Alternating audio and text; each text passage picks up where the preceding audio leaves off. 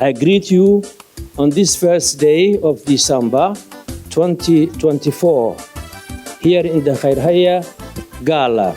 So Alhamdulillah, and I'm happy to be here today.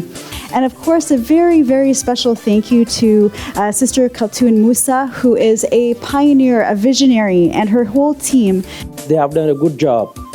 These are a great, project that they achieved.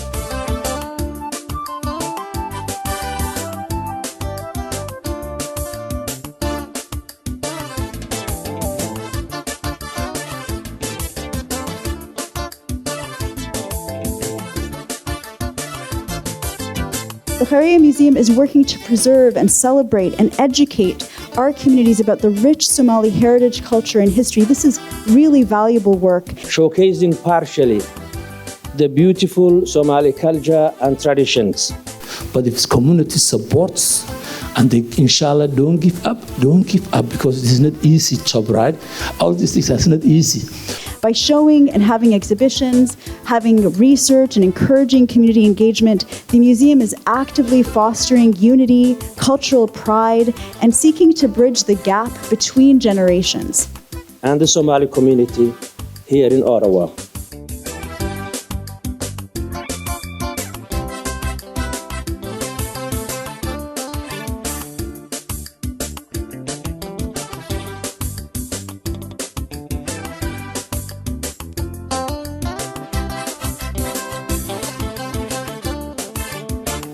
It has indeed started to research, collect, and bring to our attention and enjoyment to see a glimpse of the past Somali way of life.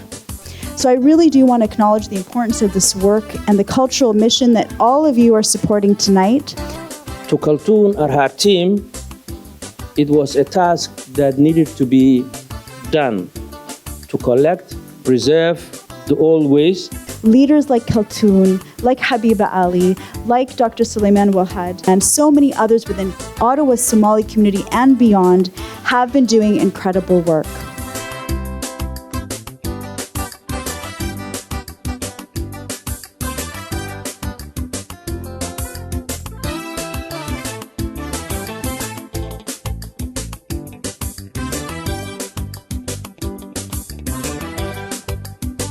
So what I want you to do is to enjoy it when you are here, learn about it, and you are most welcome to this gala. And I think all of you who show up today to support this. Thank you so much for all that you do. Thank you, and Mahad Sanid.